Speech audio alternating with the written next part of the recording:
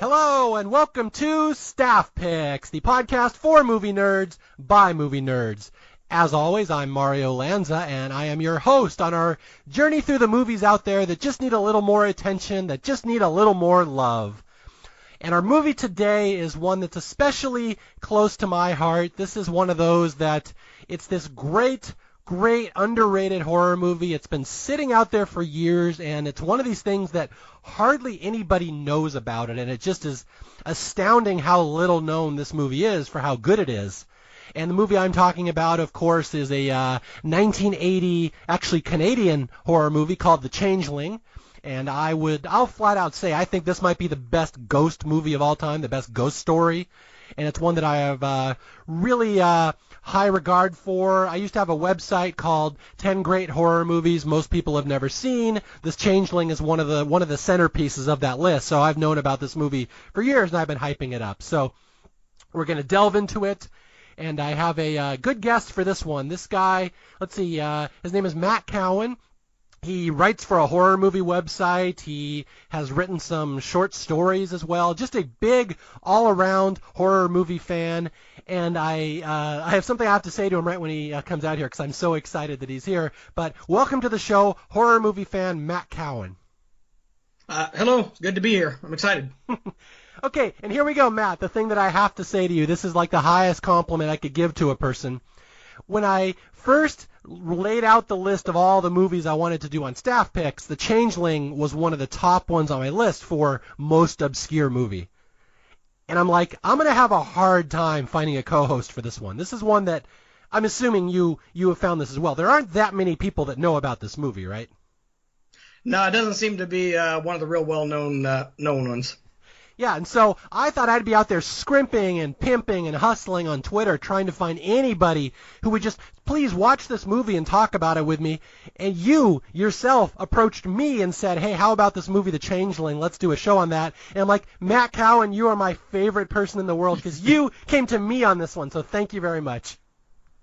Oh, yeah, I'm a big fan of haunted house short stories, novels, movies. That I'd say haunted house ones are my favorite. So I really love this one.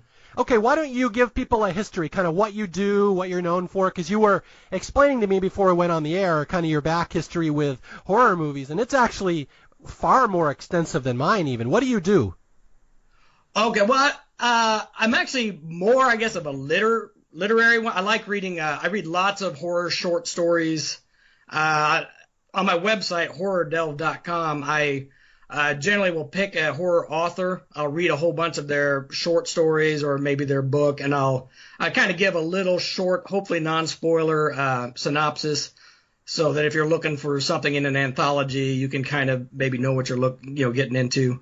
But on the movie front, I've recently started writing a science fiction horror movie reviews for a fairly new magazine called Black Infinity from Rocket Science Books.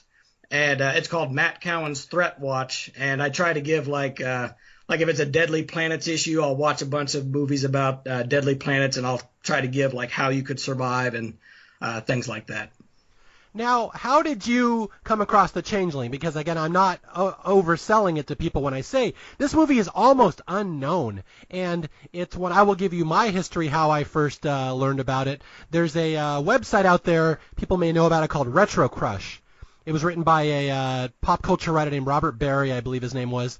And he had a thing, it was a section on his website, which was the 100 greatest horror movies or horror moments of all time.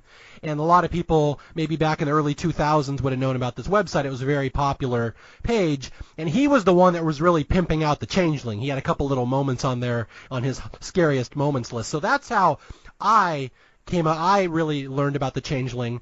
But I suspect you may have known it before I did. Did you see this in the movie? Did you see this movie in the theater or something? Well, I did not see it in the theaters. I can't remember the exact first time. It's been a long time ago, but I know in the late 80s, early 90s, I was at the video store pretty much constantly, and I spent 90% of my time in the horror movie section. So, and if it was a haunted house or any kind of ghost movie, I rented it. So I am sure that's when I came across it. Of course, I own a copy of the DVD, since then. So I think I just found it at the video store, but I loved it. Yeah, and that's something we've talked about here on Staff Picks before. I just lament the fact that there aren't video stores anymore because, people of your and my age, this was like part of half of our childhood. We just wander the video store looking for cool boxes or titles or a cover that would catch your interest. And the Changeling has one of the all-time great ones where it's this little boy's wheelchair and it's kind of in black and red silhouette, and it's just this creepy little cover. And then you look and you read the back of the video, the box, and it says, it's a haunted house, a kid who died in a house, it's a haunting. And it's, so that's just one thing that I always lament, that younger people will never have that experience that we did of just discovering a movie based on the box. Yeah, and that would make a big difference for me whenever I'd be, looking, perusing the shelves. Anything that was like a haunted house or, ghosts, that was, the first thing I would snatch up. And a lot of them were disappointing once you actually watched them, but this is one that really, really worked well.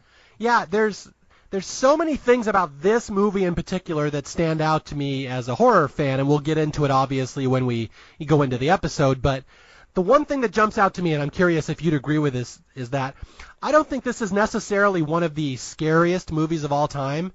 I think it's a very memorable movie, but to me it's almost more sad than scary, and it's one of these that really jumps out of me. It's kind of a lost era of horror where the point of the movie wasn't to beat you over the head with jump scares and terrify you and make you uncomfortable. It was really just a poignant, sad tale of death and, a little boy who died with just this. There were some horror-themed elements, but the horror wasn't the general gist of the story. The horror just kind of drove the sadness of it. Yeah, I think maybe part of that also might be the main character, John Russell. John Russell, yeah. He didn't seem super scared by a lot of this stuff. I mean, the stuff that in most movies, I think the person in the house would be running in terror. He seemed like he wanted to get to the bottom of what was causing it. Yeah. I think that is part of it also. Yeah, and just again, I was actually literally just discussing this movie about an hour ago on Facebook, and someone said, I love The Changeling, but why wasn't it a bigger hit? Why isn't it better known? And I kind of reeled off the top of my head a couple ideas. I'm like, well, one, it doesn't beat you over the head with scares. It doesn't try to make you, the viewing experience, uncomfortable. And then it's got older leads. It's got George C. Scott as the lead, and then his wife at the time, I forget her name, but she's the female lead. It's made by older people. It's made for an older crowd. It's made by older people. It's kind of poignant more than horrible. And again, it's just a whole different type of movie making than you would see anymore. There's no way you'd ever see a mainstream movie like this anymore, especially like a horror movie. Right, yeah. I think there's too many nowadays. A lot of jump scares are a big thing, or a lot of gore, and this one doesn't need any of that. The mystery, I think, really is what drives this one. Yeah, and that's something I've been very proud of on Staff Picks, is that I have a lot of listeners who don't really like horror movies because they've been burned so many times in the past, or they get scared in theaters, or it's just they don't like the experience.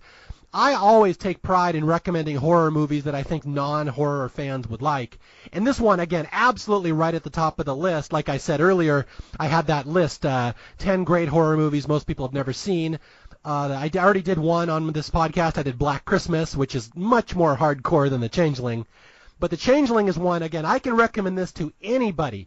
Even if you don't like horror movies, this is such a fantastic movie with such good performances and just haunting. Just the story will latch in the back of your brain and kind of haunt you, and you'll remember it. So that's why I really focus this type of show on horror movies like this, for I would say a horror movie for non-horror fans. Yes, yeah, I agree.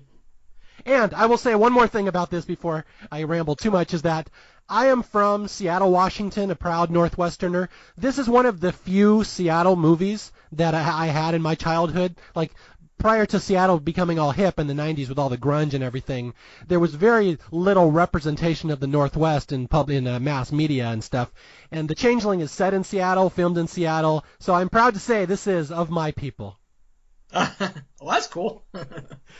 Okay, anything else you want to talk about before we delve into the plot here? Because this is, again, a very intricate story, and I think we really kind of need to walk people through it, because I would expect a lot of people will be listening to this before they watch it in this case. I did just when I was researching a little about it. I guess it was made by or produced by ITC Entertainment, which the same year also put out the greatest sword and sorcery movie of all time, Hawk the Slayer. So I think that's kind of cool. Yeah, Matt has been pimping that Hawk the Slayer movie to me. I've never actually seen it, so I'm going to go watch it because you talk so highly. You said that's like your favorite fantasy horror movie, right? Yeah, the special effects are not great, but I just super loved it. So Anytime I hear a person have like this glowing recommendation of this little obscure movie and they love it so much and they just talk about it. So I have to see this movie because again, I just did an episode on Fortress, which is the same thing. Like nobody's heard of that movie, but this guy Rob loved it so much that he got me to love it too. So I'm excited to in the future we will get into that one. all right, that'd be awesome. Okay, so here we go, The Changeling, a Canadian horror movie from 1980, not to be confused with the Angelina Jolie Clint Eastwood one, which came out in what, 2000, when did that come out? 2008 or something? I am not sure. I had heard of that one, but I have never seen that one, so I'm not sure. Okay. Yeah, that's a drama, a period piece drama. That has nothing to do, again, the same title, Changeling. This one's called The Changeling. And just to give people a history, Matt, are you aware I actually looked up the etymology of this word today, what changeling means? Oh yeah, that's when it's supposed to be when fairies replace or they steal a baby and replace it with one of their own, and it sort of lives their life. I think the baby that's taken goes to the fairy realm. Yeah, it's kind of like Rumpelstiltskin. I think we're somewhere in this realm at this point. Yeah. But yeah, it's a fantasy literary concept, this changeling, where babies are switched and an imposter leads the life of the original. And again, as we get into this movie, you'll understand why the movie is called that, because that literally is the plot here. And it's a very sad, again, I keep bringing up the word sad. This is a very sad movie. And I feel like the changeling concept is sort of something you don't catch maybe at first. A little later on in the movie you start to understand why it's called Changeling, but I don't think that's immediately obvious. Yeah, again, it's a very scholarly, literary, kind of intelligent movie. And again, that may go a long way to explain why it's not such a big hit, well-known horror movie. I mean, this movie came out in 1980, the same year as Friday the 13th. You can guess which one the audiences were flocking towards. This is it's aiming maybe a little higher than the horror crowd always appreciates. Yeah. Okay. I guess it's Nev Campbell's favorite horror movie she listed, at least at one point. I heard that Nev Campbell likes it, and I heard there's a couple other directors. I'm blanking off the top of my head, but this is a very influential movie. We're not just pulling out this obscure movie that nobody's seen. People who know horror and the history of horror know this movie. So it's not this is one that just absolutely deserves a little more attention, I think. Yes, definitely. Okay, so we start the movie in upstate New York. This is the story of a composer named John Russell, and he is played by very acclaimed actor George C. Scott, who isn't someone you'd necessarily know from horror movies. He was did dramas, he did Patton, he won Oscars, he was famous for not showing up and boycotting the Oscars. Just a very acclaimed, famous actor, and then you'd say kind of slumming it here in a horror movie, but it's weird having someone of his stature in a movie like this. Yeah, I think he was a big get for them. I'm sure that they were pretty excited to have him sign on. No, yeah, absolutely. I mean, he gives us a legitimacy that most horror movies wouldn't have. And again, this is the story of him. He's a music composer. He plays the piano. And the movie starts with him and his family on vacation. It's John Russell and his wife, and they have a little daughter. And they're in New York, and it's snowing. They're driving through the mountains, and it's snowing. And their car breaks down. And this is the preamble to the start of the movie. And why don't you, Matt, give us a little taste of the tragedy that's about to befall poor John here. Well, obviously they have car trouble. They're starting off pushing the car because I guess the engine is broke down or whatever, and so they're pushing the car, and they seem to be in a super good mood for having such bad luck come their way. But John goes to a phone booth. They had phone booths in, and to call for help. So he's watching the whole time when he sees a big dump truck and a car coming the opposite direction. It's in the winter, so the roads are slick, and they his family is, his daughter and his wife are tragically basically run over in the accident that happens. Yeah, and this is, again, the first 3 minutes of the movie. The guy having fun with his family. They're just, driving around the mountain pass. Their car breaks down. He walks over to get some help, and he has to watch, tragically, as his family is wiped out right in front of him. His wife and especially his little girl. And it's just this big haunting moment. If you don't actually see, it's not graphic, but, that's going to be this onus hanging over this guy's head the entire rest of his life, that his daughter died, and now it's just him by himself. His wife died. His whole family was ripped from him. And we cut to his life in New York. He lives in this big apartment, and we get the sense that he's this big, famous composer. People know who he is. He writes Broadway show tunes or classical compositions. And now he can't live in New York anymore because he's in this house, and he's haunted that his family has died and his daughter has died. And you can just see all the pain in his eyes, especially he has to go through his daughter's toys, and there's this little red rubber ball. This will become important in the movie. This little rubber ball that belonged to his daughter. He can't throw it away because it reminds him of her, but he just, every time he sees it, it makes him sad. So John is basically going to up and relocate and move his life. He can't handle New York anymore, so he goes across the country. He has been hired at the University of Washington, I believe, out in Seattle, and he flies across the country to start a new life. And this is the crux of the movie, that when he gets to Seattle, he, hooks up with the local historical society for some reason, and they're like, well, we'll help you find a house. He's like, I'd like something big. I like something with a music room, someplace I can just kind of bang around on the piano because, there's a lot of, bad memories in my life. I just want somewhere I can be all by myself out in the woods and play the piano. And they hook him up with this house that's a mansion. Matt, I believe a mansion would be a good way to describe it. Yes, I guess that house doesn't actually exist. For that movie, they built a facade in front of a more modern house, and then all the interiors, I guess, were filmed inside, the sound stage. But yeah, it's a beautiful house. I wish it did exist. What was funny is that I always thought it did exist. Again, I have my Seattle feelers out there, and I've heard people tell me, oh, I know where this movie was filmed. It was filmed up here. It's this house. But that's actually not true. Yeah, like you said, it's all a sound stage in Vancouver. But yeah, so he's out in Seattle, and he gets this big house, and I forget the name. Do you remember the actual name of the house? They say it in the movie. Chessman House. Yeah, so it's this famous historical house, the Chessman House, and it's really more like a mansion, like a museum, this giant house. I mean, there's must be, 10 bedrooms in this place. There's 4 stories, and it's just him banging around in there. And, he loves it at first because this is a place that he can just kind of go and be alone with his thoughts and record his music. But right from the start, we get the sense that something is not right in this house. What was the first scene? Is it the keys playing by themselves? Yeah, the piano key plays. I think he leaves the room with the piano, and the key, just depresses without anybody there. So I guess that's the beginning of things happening. Yeah, and again, this is really at heart a ghost story, and we'll have pianos playing by themselves. We'll have ghosts, doors opening and closing by themselves. It'll get a little more intrusive later. The ghost is going to ramp up the behavior. But yeah, so Russell, he settles into his life in Seattle, and we see him teaching his first class at UW. Again, for non-locals, that's what University of Washington is called, UW. And you can see all the UW locations. And then we meet another character in this movie who's going to become very prominent, although you don't realize it right at the start. This is the senator. There's the senator from the state of Washington, Joseph Carmichael, who John Russell sees at a gala. And again, he will become important later.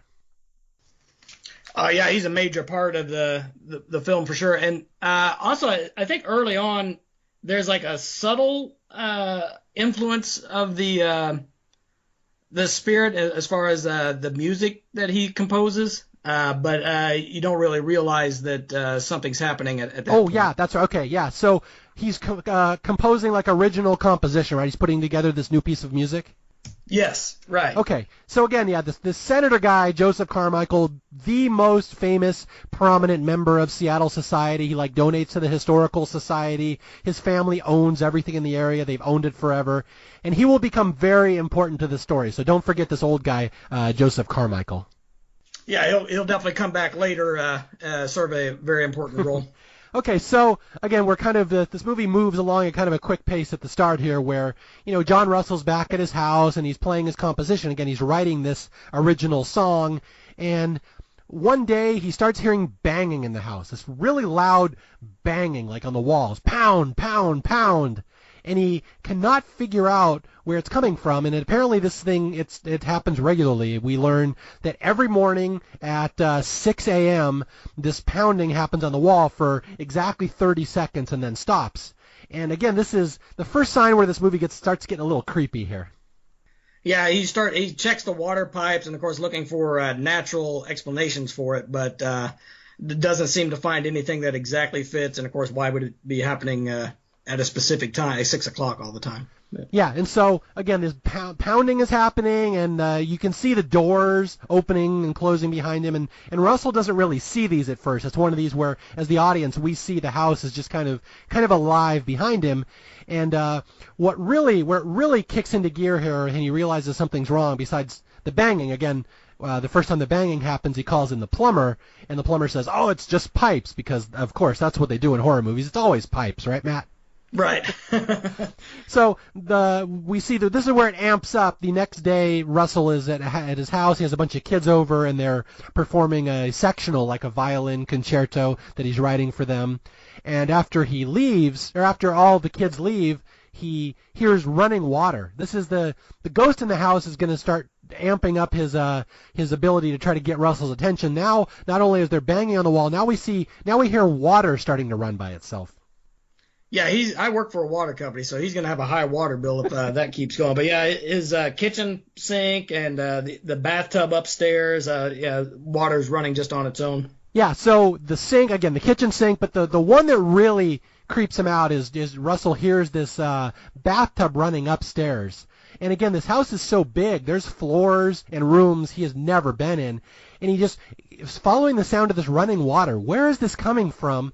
And he goes up to the attic and he finds way at the top of the house, there's this little child's bathtub, and it's been running all by itself. For some reason it started, the faucet turned on. I mean, as a water expert here, Matt, I'm sure you're the first one to tell me that does not often happen in old bathtubs, right? No, that's not normal. So Russell turns off the bathtub. He's like, why is this water starting on its own? And this is where we get one of the few, not really a jump scare, but one of the really few minor horror elements in the movie where all of a sudden he sees an image of like a dead boy under the water.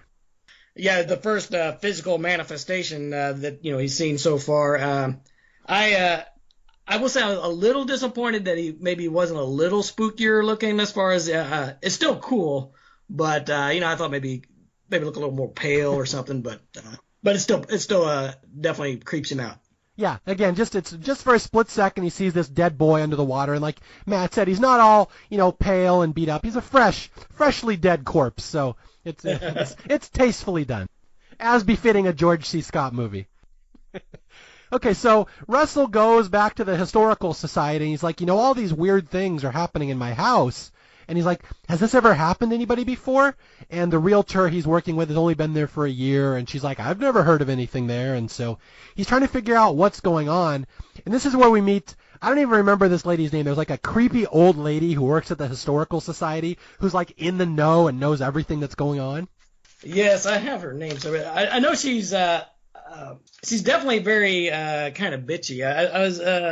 I think I have her quote there. There's some question about your lease, Mr. Russell. That's kind of what she opens with. That's not how you open a speech. Right. You got to open with a joke. Someone tell these creepy old ladies, open with a joke. And she's just really foul-faced about it, and almost as if he did something wrong, but all he's just looking for a place to stay. Yeah, and she gives him the warning. This is where we first get the sense that maybe this house might not be the best place to live, where she says, that house is not fit to live in. No one's been able to live in it. It doesn't want people.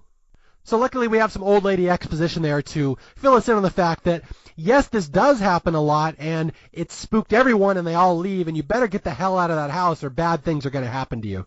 Yeah, which I also think is kind of unique about this film because most haunted house movies, the person who's like found out that the house that they're out is haunted and they're looking for a way to get out of their lease or to get to move somewhere else, and they're usually trapped in it. Where this is one of the few ones where they're threatening to kick him out of the haunted house, which I thought was interesting. Yeah, and like you said, he's not really scared here. Like almost right from the jump, this guy Russell's not scared. He's more like intrigued. He's like, what's going on in this house? And again, I mean, he was Patton, so he's a tough motherfucker. So like, he's not going anywhere. But yeah, he's right from the start. He's like, huh, that's interesting. Where again, another movie would not approach it that way. Yeah. All right, so Russell has learned that the house doesn't want him there, and he goes back to the house, of course, because that's what he does. He's like, well, I'm John Russell, I'll stay here. And the next day, now the house is like screaming at him practically to notice me. Please, something's wrong here. Please do something. And the next day, Russell's out walking in the front yard, and this window in the house blows out. The glass shoots out towards him, and he's like, huh, what was that? And he looks up, and as he looks up, his eye happens to glance up to the top of this house, and he sees a little room, a little window right at the top of the house that he's never noticed. It's like 4 flights up. It's all by itself. And he's like, I've never noticed that room up there before. I wonder what's up there. So here we go. This is where we're going to start to learn the mystery of what's going on. He's going to go explore the little room. That's where he finds that there's a secret room hidden behind some boarded up area. I believe that was in the bathroom, right? Yeah, it's a closet. It's like there's the bathroom where he found the bathtub and a little closet, Right. and the entrance to this room has been boarded up. It's in the back of the closet. Someone has gone to great pains to make sure nobody will ever explore this room. Yeah, so he realizes there's a room in the house that he didn't know was there previously. So. Which I love secret rooms. So. Oh yeah, I mean that's the cornerstone of any great ghost story. The secret room that has been walled over. Yeah, because you know that they're definitely hiding something if they don't want you going in there. So. Oh yeah, now shit's gone down in this room. We know that. I was curious with the historical society too. When she says that nobody was meant to live there, it kind of makes you wonder what the previous people have lived there. Well, if nobody's meant to live there, are people meant to do like other stuff? Like, are they supposed to be filming like porn movies and stuff in here? That might drive the ghost out. Yeah, but I would like to know, again, this is one of those movies I would love to see like a novelization or something like that to explain what has happened in the past, because she's quite insistent that this has been happening for years and get out of there. So yeah, I wonder if it was like the Amityville horror house where, this ghost has just been scaring the crap out of people for decades. And it's a powerful ghost. I mean, a lot of the stuff that it ends up, doing throughout the movie, it seems more powerful than most ghosts we see in haunted houses, really. Yeah, I just did an episode on Clash of the Titans, and this ghost basically has Zeus powers. Yeah. We're gonna learn it can kill people and stuff. Yeah, he can pretty much do whatever he wants. I'm not sure why he didn't just, take care of issues without John's help, but.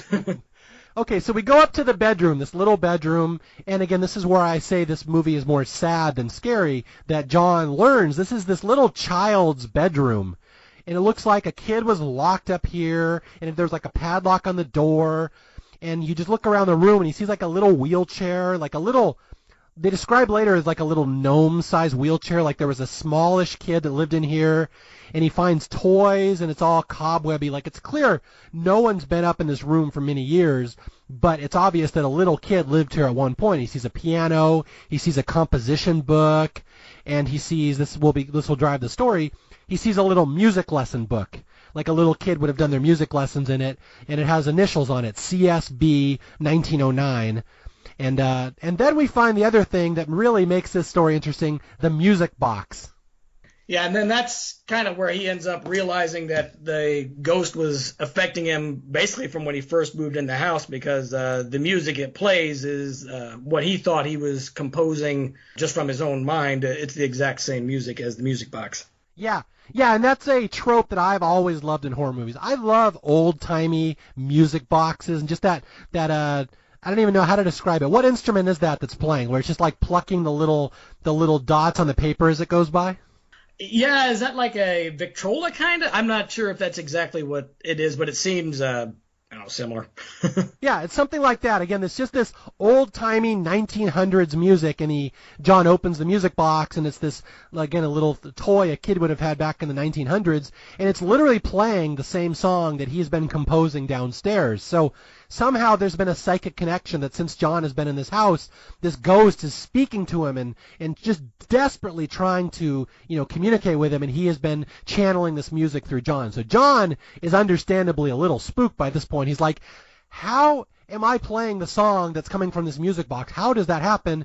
And he goes back to the historical society, and he's like, what happened in this house? He saw on the little child's music book, it said 1909. He's like, what happened in 1909? And they're like, well, we have records going back to 1920, so we just know about that. Nothing happened since 1920. So he's like, and again, this is the key question in this movie. What happened between 1909 and 1920 in this goddamn house? Yeah, so it's obvious that something's been suppressed with there being no records, during that time period. And the old lady, this is the creepy old lady in the historical society who kind of is just watching. Like you get the sense she knows what's happened in this house, and she doesn't want anybody to know. She just wants him to get out of there. And so he's kind of badgering her, like, what happened in this house? And this is what she's talking about. She says, well, there an old man lived there. His name was Barnard. He was a doctor. He had a son and a daughter. And she's like, and we don't learn this until later, she's kind of trying to throw him off the scent. She's like, oh, I think a tragedy happened there in 1909. I think there was an issue. And this is where John decides, well, something happened in this house and some kind of accident in 1909, and I will go to the old horror movie trope, the microfiche. So just a side here, Matt, you'll appreciate this. I saw a thing, someone was showing inventions to modern day kids, old inventions, and someone showed them a microfiche machine in the library, and they're like, what is this? And the kid's like, oh, that's what they go to in horror movies to find out why things are haunted. As the internet for old haunted house movies. Yes. So John goes to the University of Washington library, and he looks up microfiche, and he sees in this house there was indeed a doctor named Barnard, and he had a little girl named Cora Barnard, and she was run over by a coal cart back in 1909. And he's putting two and two together. He's like, the music lesson book said CSB, her name is Cora Bernard. This must be the little girl that died who lived in this room, and she died, and she's probably trying to reach out to me in some way. And he's kind of putting the pieces together in his head, and it turned out she died. And he's like, why is she trying to get in touch with me? And his friends are like, well, maybe because your daughter died too, and she knows you've been through the grief, and she's trying to reach out to you, daughter to father. And he's like, I can't do that anymore. I've been through the tragedy of losing a kid. I cannot be involved in this again. And he's very shaken at this point. He goes home and he's like, I wash my hands of this. I'm not going to deal with this. And as he goes back to the house, this is where it starts amping up, is that he walks in the front door, and immediately bouncing down the stairs right in front of him comes his dead daughter's red rubber ball. And he's like, oh my God. The ghost is now taking his daughter's toys and giving them to him as a gift to reach out to him. Yeah, that really kind of freaks him out. So he decides to put an end to that. He takes the ball, he drives it out to a bridge, and throws it into the water to try to be free of it forever, I guess. Yeah, I think that's probably Lake Washington. He probably drops it off the floating bridge. He drops the ball. He goes back to the house. He's like, no, screw this. We're not playing this game anymore. And look what happens when he comes back to the house. Matt, what comes bouncing down the stairs again? Yeah, the ball, which he just got done throwing, assumingly miles away from the house, comes bouncing down the stairs again to him. So apparently the ghost can teleport things from, I guess, whatever distance it wants. I think the ghost is kind of letting him know that he can't get rid of it that easily, I guess. And the ghost can dry the ball off, too, which is impressive. It's like one of those vacuuming stations at the car wash. Well, we know later on the ghost can blow some good wind, so maybe it dried it off that way. Yeah. Okay, so the ghost has just made it clear to Russell, you're not leaving, you're going to help me. And he's like, oh crap, fine, this thing, it's retrieving my daughter's dead ball, or my dead daughter's ball. So this is where Russell decides, okay, well, clearly this spirit is trying to speak to me. It desperately wants me to know something. How do I find out what it wants? And as luck would have it, at the local University of Washington, there's a psychic research department, which I do not remember being a large part of UW, but apparently there's a whole department there for psychics and stuff. Yeah, I'm not sure how effective a psychical research diploma would be for too many jobs. Well, it's probably more helpful than a philosophy degree, I'll say that. So, yeah, he goes to the psychic research department, and he talks to some doctor there, and the doctor's like, well, what you need is a medium. And Russell's like, but I don't believe in mediums. And the doctor's like, well, that doesn't matter because the mediums, 99% of them are complete BS. But I happen to know 1% who are real, and I'll bring her out to her house, and she'll help you. And this really is the best scene, in my opinion, in this movie, the seance scene. Oh, yeah, I love that. This is probably one of the main reasons I love this movie so much. I guess the guy who did the screenplay adaptation of that, they said he reportedly spent 6 months researching psychical or parapsychology encounters. From what I read, they said he read over 700 books and almost 2,000 case histories. Mm-hmm. I don't see how that could be possible, but I think he pulled out all the stuff he read in the different ways that this works out. Well, I think I read somewhere that the writer of this movie had something very similar to this happen to him. Like he said he was contacted by a ghost and he had to get a medium in there and they did a seance. So like stuff like this actually happened to the writer of this movie, right? Did you read that? Yeah, Russell Hunter. I guess the screenwriters were Adrian Morrill and William Gray, but it was based on, I guess, Russell Hunter's work. I'm not exactly sure how that worked out.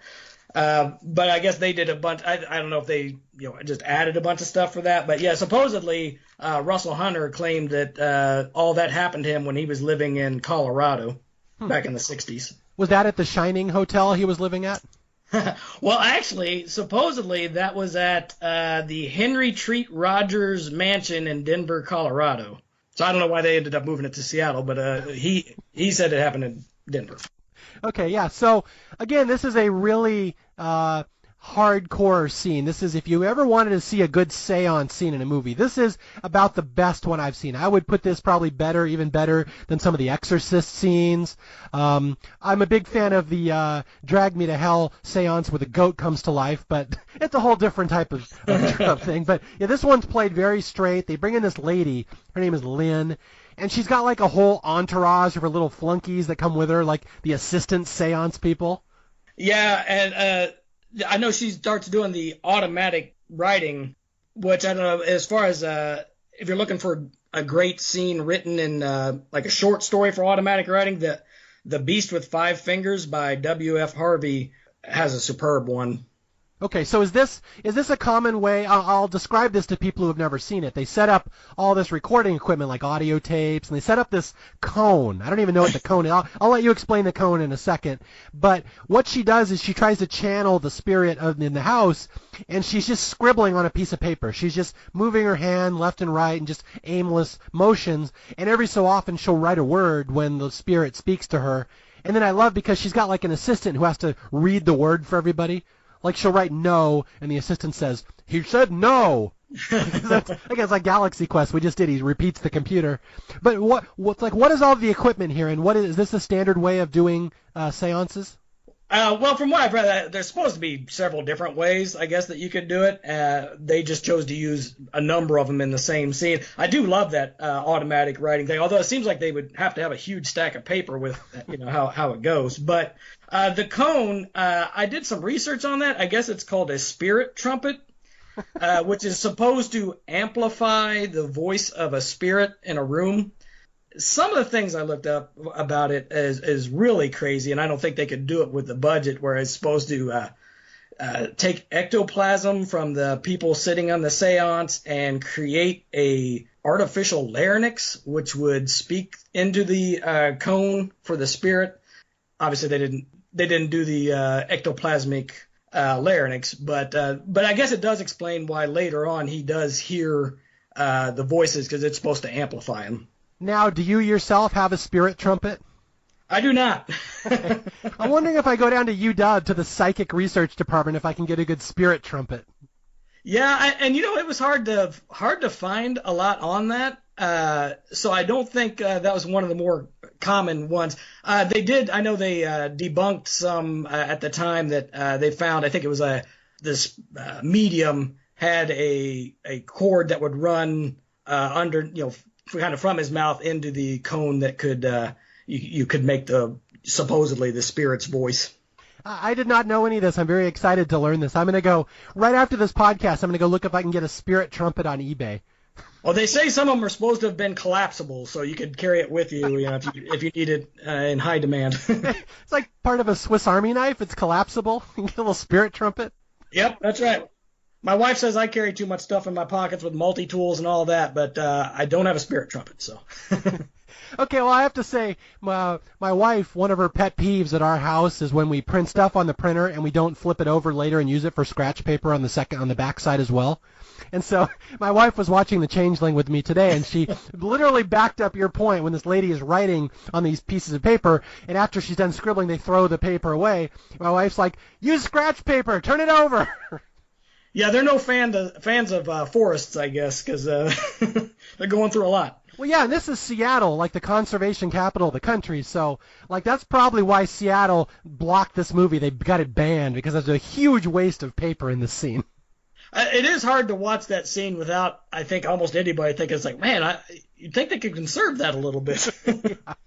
Okay, so again, we're laughing about it, but this scene is played absolutely straight, and it's just gripping and tense and creepy. And when people talk about this being one of the great horror movies of its era, this is the scene that really does it, where she's channeling the presence of this little spirit in the house. And again, we know it's a kid. We figured out there's a dead kid in this house. We think it's this Cora Bernard who was hit by a coal cart. And this is where we learn that's actually not the case. There's more going on here than Russell realizes. Where I'm trying to paint this picture in my head for people who have never seen it before. How would you describe the scene to someone who has never seen it before? Well, when they start asking questions, it comes out that they ask if it's Cora, mm-hmm. and it says no. She asks its name, and it comes out the name is Joseph. Yeah, then the follow-up questions. Did you die in this home? And, there's no response. How did you die, Joseph? And there's no response. And then, who do you want to communicate with? And the voice, the little child says, John Russell, I want to communicate with John. And this is where it starts getting super creepy, when the child starts just saying one word over and over again. Help! Yeah. Help! Help! Help! Help! And she's scribbling this on pages as fast as she can as the kid just repeatedly says help. And it's really eerie, this scene. Yeah, and it seems like it specifically wants John's help because it mentions help John at the end. It's this horrible scene, and the cone, the little spirit trumpet, TM, is wobbling in the middle of the room, glass is shattering, just all sorts of chaos as this little child, this little Joseph, is trying to communicate with John. And again, we don't really find out what was going on other than this little kid needs help. And then it's going to amp up even further in the next scene, because after the medium leaves, John is all rattled that he just went through this seance, and he learns there's this little dead kid in his house that needs his help. And now John decides, I'm going to go play the audio tape that they've been recording the seance the whole time, and they've been recording it. So John listens back to the audio, and on the audio there's a little more there than he was expecting. Yeah, he ends up finding out because the ghost was actually speaking on the audio tape, and he finds out that the last name of the ghost is Carmichael. Yeah. Okay. Let's go through a couple words here. The little boy Joseph says about 15 words here during the seance, and every one of them is creepier than the one before it. And you can hear it. You can hear his little voice. It's like this tortured whisper.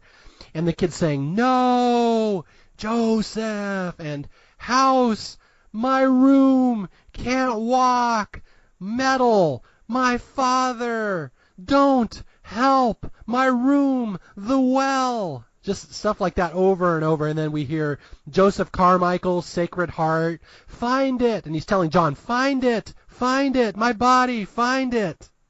Yeah, it's pretty clear what he's asking for. And this is, I believe, where we actually see the flashback. As John is listening to the little boy's cries for help and pleads for help, all of a sudden, in his head, he sees exactly what happened in this house. And man, this is a brutal scene to get through. Yeah, his father is holding up his legs and drowning him in his own tub, which I guess is why, which also ends up being why he hears the banging sound. Is it's the boy banging against the sides of the tub, trying to not drown. Yeah, and again, I will warn people if you don't like disturbing scenes. It's not bloody, it's not graphic or brutal, but it literally is a little handicapped boy in a bathtub. You see his dad walking in there, upends him, holds him up by his feet, so the kid goes head first into a bathtub, and the dad literally drowned his little boy in a tub, this little handicapped boy, and the kid's screaming and kicking, and he's pounding with his fists for help, and that pounding of him against the bathtub is the pounding that John has been hearing in the house. So he literally knows now this little handicapped boy was murdered by his own father, and I am supposed to help this kid. The body has been hidden somewhere. Okay, so this is the story we're at now. There's a dead boy here. There's been some long-time murder mystery. Apparently it's never been solved. And John goes to the realtor, and he tells her all the things that he heard about, from the seance, all the terms and all the words. And she's the one that starts putting two and two together when she hears Sacred Heart and Joseph Carmichael. And she's like, there used to be an orphanage around here called Sacred Heart. So here is the real story for those of you who don't know this movie, and this is pretty brutal and bleak here. So apparently there was this rich dad here with a handicapped son. He didn't want to have a handicapped son. We'll find out later why. He murdered this kid. They hid the body somewhere, and he replaced this little handicapped boy with a kid from the orphanage, from Sacred Heart. And it was a literal baby switch. In the middle of the night, they switched these kids. He tried to pass off the new one as the handicapped one, and we'll find out later why. And that is the title of this movie, The Changeling. The little dead kid needs justice.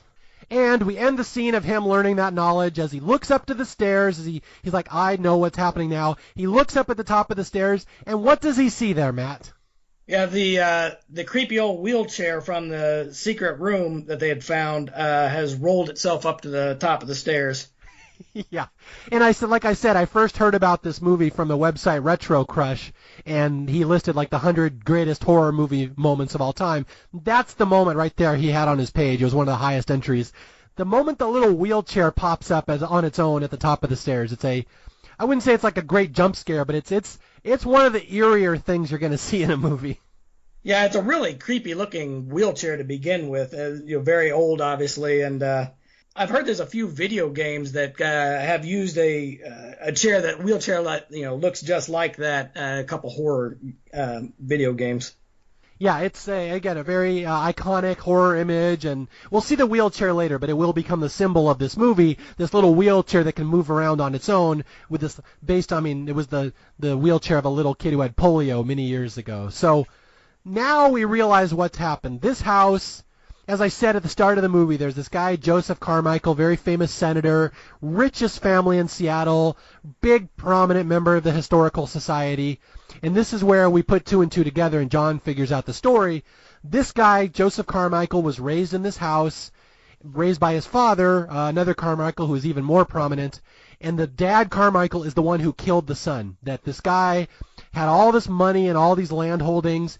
It was all going to be passed down to an heir one day, but the heir had to live to 21. The dad did not trust that this little handicapped boy was going to make it to 21, so he killed the kid. He grabbed another kid from the orphanage, and they basically tried to pass him off as, oh, this is my son who was cured from polio, and the little son that was the beneficiary of all this largesse and a new life is the person who's the most prominent senator in Washington now, Joseph Carmichael, and our hero's like, well, I got to go tell this guy exactly how much of his life is a fraud and what happened. Like, he may not know, and this will be the drama of the last 30 minutes of the movie. Does Carmichael know, and how much does he know, and how much of this murder have people covered up over the years? Yeah, they also, I believe that's there where they end up finding out that there was a well on the property at one point that has since had a house built over it. Yeah, there was we're going through historical maps and properties that the Carmichael family has owned over the years, and it turns out they had a beachfront property which has since been sold, and they find Russell and the realtor find on a map it used to have a well on it, and there used to be a one of these old hand-drawn wells, and this is again right, Matt. This is one of the words we heard in the seance. Well. Yeah, the ghost was kind of giving little hints all through the seance to try to let him know where to look. So again, we're always about one step ahead of this movie. We know where it's going to go when it's before it goes there. And this Russell's putting two and two together. This guy killed his little handicapped kid, and they threw the body down a well. And they can see on these maps, these old historical maps, that the well was there until about 1915, and then the house was built over it and they boarded it up. And John's like, this kid's body is down in that well, and that's what he's been trying to tell me all along. Go find my body and avenge me and give me justice. And this is a very harrowing scene here as he goes to try to get permission to dig up this well. Yeah, so he goes to, they end up going to the house that would now be over where the well had been. And they're asked, they have to ask the lady basically if they can dig up her floor to find this well to see what they can uncover there. As she believes it, she said she wouldn't believe him, but her daughter, the day that they had the seance, or the night that they had the seance, her daughter saw a specter appear in her room, and I like the way she described it. She said it was very small, very thin, almost gnome-like, trying to come up through the floor, and he kept staring at her, and so that's what leads her to believe his story. Yeah, there's really two, I would say, super effective scary scenes in this movie. Maybe three if you count the wheelchair at the top of the stairs. But you had the seance, which is just creepy as all hell. And then this scene here where the lady at first doesn't want to let John dig under her house to this well that's been there for 100 years. And then we start seeing the ghost being a little more insistent. The ghost is saying, yeah, no, I'm gonna make you dig up this well. Where we start, all the people who live in the house start seeing this vision of a little boy trapped under the boards screaming for help and like pounding, like a little drowning boy under their floorboards. And it is a very effective scare here. Yeah, very spooky. Yeah, so they end up seeing him like he's swimming up through the floor again, which I think is pretty scary. Yeah, and I have to say here that they kind of ripped off this plot in another horror movie. Do you know which one I'm thinking of? A much more famous horror movie from the 2000s? The Ring? The Ring. The Ring stole the storyline. I love The Ring, though. Yeah, no, The Ring is great, but that's literally the same thing. A little kid is dead in a well, and they're trying to show everyone their body by hitting the floorboards underneath. Yeah, so we dig up the floorboards, and John's there, and he digs up the well, and they eventually go, and they find a skeleton. As they knew, they found this little handicapped boy who was killed by his father 80 years ago, and they report it to the police, and the police are like, it's odd that you would know that there's a skeleton 80 feet under this house that you don't even live in. Do you know who this kid is? And John's like, I have no idea. It's just a wild guess. I saw it in a dream. And so they don't really buy the story right at first. Well, yeah, I'm not sure who would believe a story like that. He just randomly picks somebody's house that he's never met before and has them, dig up the floor to find an old well with a skeleton in it. It would be pretty suspicious. It was a different time, Matt. Seattle, they're very trusting. It's a very trusting people. Okay, so they cart the body away, and the cops know that John knows more about the story than he's let on. But we think that he solved the mystery, and the body is going to be at peace, and everything is good. And this is where John gets one more last reminder from the ghost. The ghost starts, rattling the house again and shaking lights. And John's like, what do you want from me? Like, I solved the murder. I avenged you. I found your body. I know you were switched at birth, and this other guy, Carmichael, took over all your legacy and your life that you would have had. And the house is just violently shaking. Like, there's still one more step. And this is where John is given one more piece of information where he remembers that the boy said metal, M-E-D-A-L, metal. Yeah, so that drives him to return to the well alone. He goes back, because I know that the lady and her daughter said they were going to sleep somewhere else that night, so nobody was at the house. So he returns to the well alone and, just to look around some more, and the metal by itself just pushes itself up from... buried in the earth for him to find. Yeah, the medal has wanted someone to find it all along because this is the proof. This is, and again, I don't know if people would know this, but back in the old days, kids used to have these little religious medals they'd wear around their neck, like an identification necklace or like a religious thing. I think this one is like this one's like a St. Paul's church medal, and it says Joseph Carmichael. This is the little medal that the boy wore around his neck, and when the dad killed him and buried him, they buried the medal with him. But this is the proof that this is who this kid was, the original person who's supposed to be the senator of the state of Washington. So John finds the medal, and he runs over to the senator, and he's trying to tell the senator because he wants to explain what happened and why he must do this. I must tell you what happened, that your whole life is a lie, which in truth is kind of a dick move. Like, I don't know why you have to ruin the senator's life, but I think the ghost is kind of telling him the ghost is making him do this at this point. Yeah, he's not giving him much choice but to do that. Yeah, so the senator's playing hard to get. The senator will not see Russell, and we get the sense he kind of knows that something's wrong with his upbringing. He doesn't want to know all this stuff. The senator's playing hard to get. And then there's a long extended scene here where Russell is approached by like the cops, the official bodyguards of the senator, and they're like, I hear you're trying to blackmail the senator. Like, you better not do it. Something bad's going to happen to you. Like, it gets kind of ominous here. Like, is Russell going to get killed to shut him up? Because like is hinted in the movie, a lot of people kind of know about the story and kind of know the back history, and they don't want it to come out. Yeah, and I do kind of think that Carmichael must have known something. Just the way he acts. You know, the fact that one. He had John had the medal when he was running up to him at the airport, mm-hmm. But he knows he has his own medal, but when the police officer comes, I think he's saying that he has something of Carmichael's and he wants it back. Yeah. You have a medal. You have the senator's medal. He would like it back. Yeah, but he knows he still has his also. But I think that I don't know why he wouldn't just have him, arrested for coming to the airport like that. It seems like he must suspect something's wrong because he just seems awfully willing to kind of, bend a little bit to what he thinks is blackmail. Yeah, to humor him. He'll just humor Russell. And again, the last 15 minutes of this movie is all very tense as Russell's trying to explain to the senator what happened, and the senator will not see him. Again, he's the most beloved rich citizen in the state of Washington. He wants nothing to do with this wacko. But this is where it all comes to a head, as we kind of said earlier. The ghost has all these superpowers that we're not aware of, where all of a sudden the cop who's been threatening Russell not to turn over the medal, the cop just suddenly flips in his car and dies. The ghost can start killing people. Yeah, of all the things it can do, it can just kill whoever it wants. I'm kind of not sure why it didn't just kill Carmichael, but could have saved a lot of trouble. But well, if he had just killed Carmichael, nobody would ever know the story. Like the ghost... It's like by Grabthar's hammer, you must avenge me. He needs to be avenged. People need to know the story. Yeah, well, and also there's, some theories out there as far as the ghost have to draw energy from the living to be able to do certain things. So maybe John's, agony and pain he's been through with his family dying is maybe it's sort of feeding off that to let it to do these things, I guess. Yeah, and that's one of the nuances you might not catch in this movie till you watch it a couple times, that it's entirely possible that this story only happens because John lost his daughter at the start of the movie. He has all this pain, and he was somehow able to act as a conduit for this ghostly energy. So yeah, maybe it just all kind of works out here. Maybe it needed the emotional strength of his agony to give it power.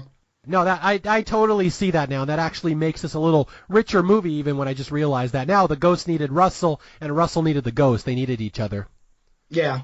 Okay, so now finally the last scene of the movie, the senator has finally agreed. Okay, I'll listen to you. I'll listen to your wacko story. Come in and tell me what you found. And this is where George C. Scott, goes into this guy's study, and it's a big tense scene where he explains. He's like, you are not who you think you are.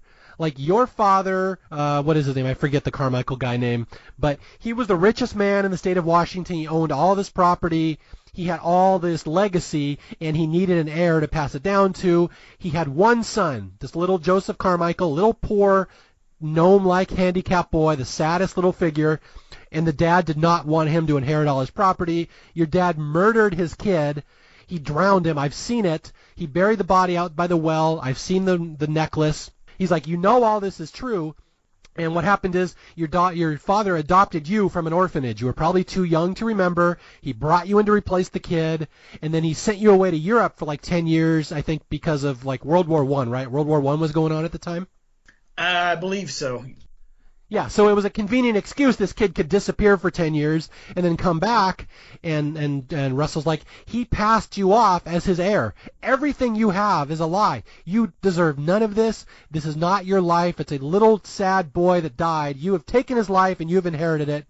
And, of course, the senator is just infuriated. He's like, are you trying to blackmail me? How dare you? And he's like, tries to buy him off, and Russell's like, no, I'm not here to be bought off. I'm just doing what's right. I'm here to let you know the truth, and I wash my hands of all this, that you just must know that you are a changeling. You replaced this kid's life, and you have earned none of this. None of this is yours.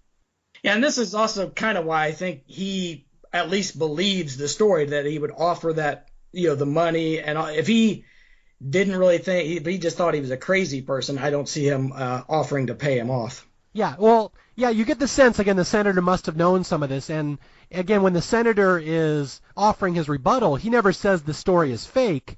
What he says is, my father was a great man. Like, my father never killed anybody. Maybe it was an accident or something. Like, he's defending his father. He cannot live with this idea that his father, the entire Carmichael family, is not built on death and murder and stuff like that. He cannot handle that, and Russell's like, fine, I've said my piece. Here's the little kid's medal. You know it's true. Deal with it. And basically that's the end of the story for him. Yeah, it seems like to him, his father was a great person, which is kind of hard to put that together with somebody who would so callously murder their actual child for whatever reason. But apparently he treated that Carmichael a lot better. Yeah. And again, that's why I keep saying this is more sad than scary. Just this whole big tragedy of family built on lies, a little dead kid, and who's the actor that plays the senator? Is that Melvin Douglas? Is that his name? Yeah, and he was also in Ghost Story, a movie that came out, I think, pretty close to around the same time. Yeah. But I really like the acting job he does in this scene here. You can just see the pain in his eyes as he makes peace with what he knows is true, that his whole life is founded on lies and murder and deception. And this is where we get this really effective final scene. You want to walk people through this one? When he goes back to when Claire goes to the house, John's not there yet. I guess the ghost is still really mad. I guess I'm not super clear why it's still so mad, because I think he's done everything he's supposed to. But the wheelchair appears and chases her down the stairs, and John actually kind of arrives just in time. Yeah, the house goes crazy. Yeah, it's weird. It's like everything has been done. John Russell has solved the crime, and as Claire and John go back to the house for the last time, the house basically goes insane and goes berserk. Yeah, it starts blowing like gale-forced winds at John as he's trying to go up the stairs, and it actually knocks him down, from the stairs, and the house actually starts on fire. So like pyrokinesis. Well, yeah, we go into Poltergeist here, where the house basically just destroys itself at the end of the movie. The murder's been solved. There's no reason for this house to exist anymore. It never did want people to live in the first place, as the old lady said. And yeah, it just goes bonkers at the end, and the house implodes itself. All the windows blow out. It sets itself on fire. And we get this really creepy scene of the senator just walking. It's you learn later it's kind of a sleepwalk, like a dream, where he just is sleepwalking through the house. The old man is understand the truth. His whole life was a lie, and he's walking through the house as it implodes and gets pulled down around him. And it's implied here that this is going to be the end of both the house, of the Carmichael family, of the senator. Everybody's dying tonight. It all goes down into the earth.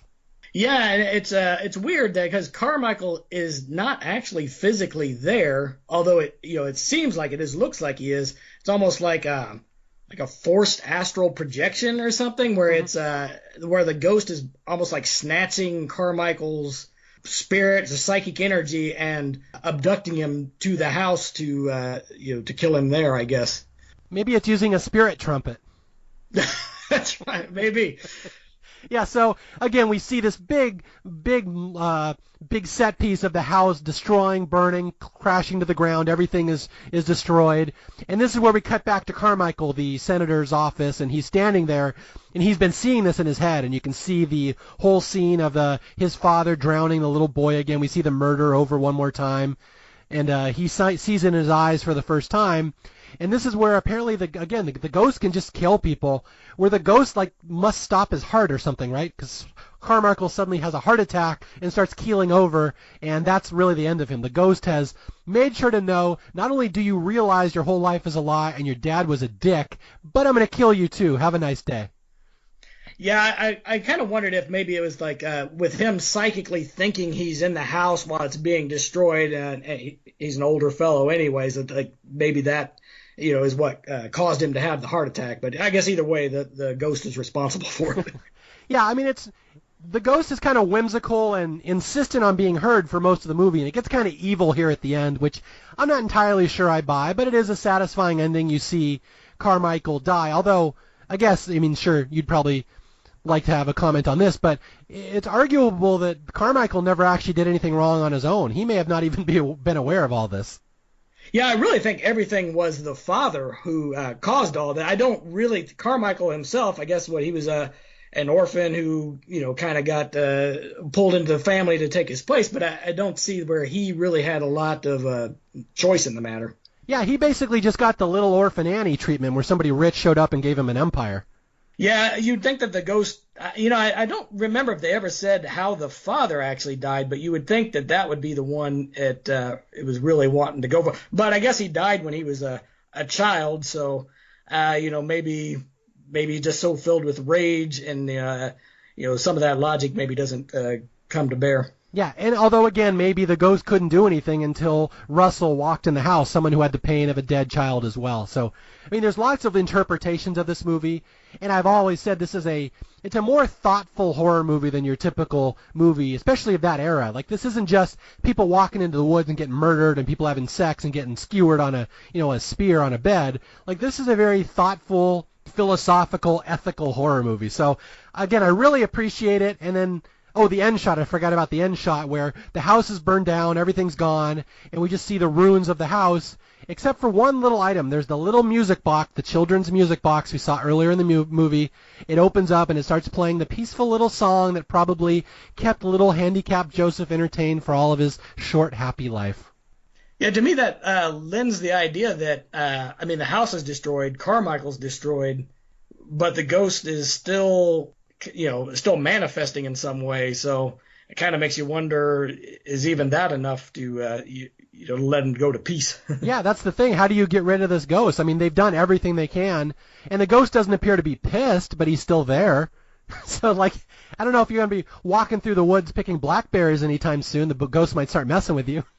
Right. And I kind of wonder, I guess if that music box ends up somewhere else, who knows? I guess it could be, maybe he's haunting the music box now. Oh, there we go. That's the sequel. When they do the reboot in 30 years, that's the music box will carry over to be Changeling 2, the Spirit Trumpet. Well, maybe that music box is in that Friday the 13th TV series. I don't know if you ever saw that, where they have all the cursed items. That would be a wonderful tie-in. I actually love that show. That was a great show. Yeah. So anyway, that is The Changeling. Again, one of these underappreciated, very thoughtful, mature horror movies that just people who know it love it. This is absolutely one of the most beloved horror movies among people I know that actually are aware of it, but it just doesn't have the visibility of a Friday the 13th or a, Nightmare on Elm Street or, The Exorcist or stuff. But again, I would put this higher than any of those. I love stuff like this. It's so more mature and thoughtful and just well thought out and just well acted that it's one that I really hope people will listen to this episode and hear Matt and I talk about it and just realize the kind of reverence we have for a movie like this. Yeah, I was also going to say the director of this movie, Peter Medic, he's done a lot of things, but something I was surprised when I was looking at his filmography is he had adapted a half-hour British TV adaptation of the D.H. Lawrence story, The Rocking Horse Winner, which I had heard of. It's made a lot of people's list. It's a good story. It's sort of quasi-horror, but so I ended up, it's on YouTube. I ended up watching. It's kind of a fun watch.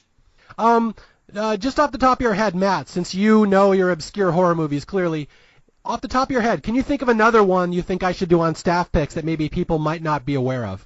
Sorry to put you on the spot here. Oh, no, that's okay. Well, there's one that immediately springs to mind because most people haven't heard of it. It's just called Haunted. It had Kate Beckinsale and Aidan Quinn. Okay. I believe that was from maybe 99, somewhere around 1999, somewhere around there.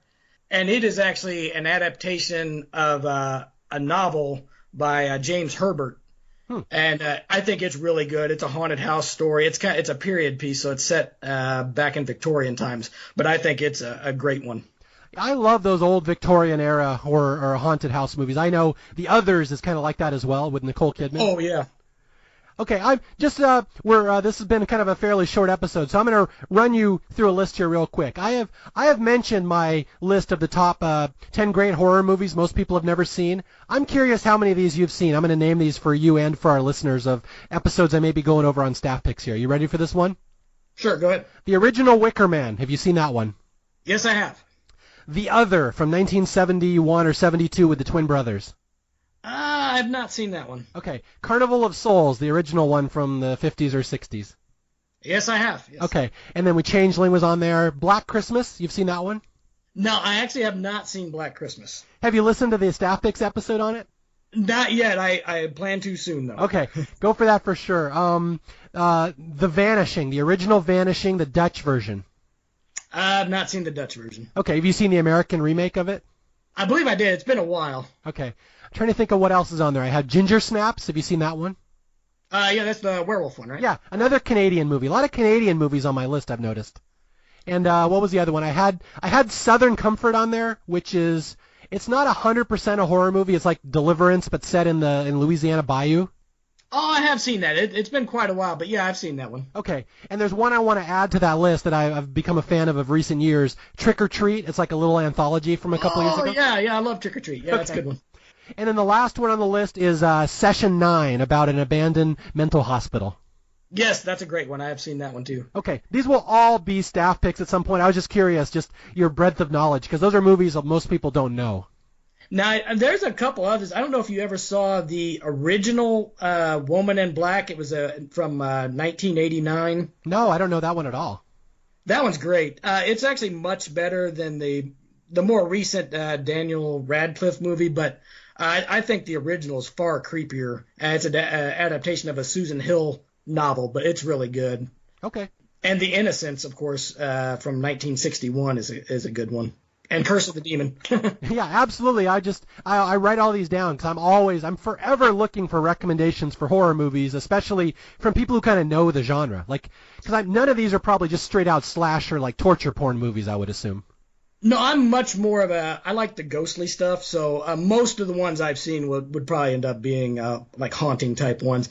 Actually, Curse of the Demon is my favorite horror writer, Ramsey Campbell. That is his favorite horror movie, and it is actually an adaptation of an M.R. James short story.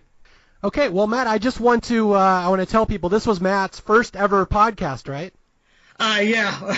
hope it turns out okay. No, I just want to say you did a great job. I appreciate you coming on, and I would love to have you on again to pull out some really obscure stuff out of our butts here, because they've been, again, it's kind of a lonely world out there when you know all these horror movies and nobody else does. It's like you spend most of your life just trying to recommend them to people. Go watch this and let's talk about it. Yeah, so I get made fun of a lot of my ones I'll bring up from people. Oh, yeah, no. You should see my wife make fun of me for how many true crime books I have on our shelf. She's like, someday the cops are going to come over here and you're going to get arrested so fast because you have so many true crime books. Yeah, my dad's retired and he watches like that Investigation Discovery Channel. He watches that constantly. I told him that he could probably go out solving crimes now. Yeah. Okay, before we sign off, do you want to plug your website, your projects one more time, let people know how they can reach you? Again, my horror audience is pretty dedicated. When I recommend a horror movie, they want to go watch it. So give them something else to recommend. Where can they find you? My website is horrordelve.com, which is HORRORDELVE. And that's where I look at mostly horror literature. There every now and then I do a movie one, and then I write the movie review column for Black Infinity magazine. It's called Matt Cowan's Threat Watch. And then you can find me. I'm on Facebook, Matt Cowan. So I guess that's it. Pop quiz, what's your all-time favorite horror novel or story then? Let's see, my favorite, I've got so many of them I love. Maybe Ramsey Campbell's Incarnate would probably be my favorite horror novel. Short stories, there's so many. For people who like movies like the Changeling, The Red Lodge by H.R. Wakefield is a good one. And Basil Copper has one called The Gray House, which is an excellent, I think it's a novella, but it's also excellent. Yeah, see, I always wish I'd read more horror novels. I know some, like I know Ghost Story by Peter Straub. I know all the big ones. And I know my Stephen King stuff left and right. I will say my favorite horror short story of them all is probably The Raft by Stephen King and Skeleton Crew. I love that one. Are you familiar with that one?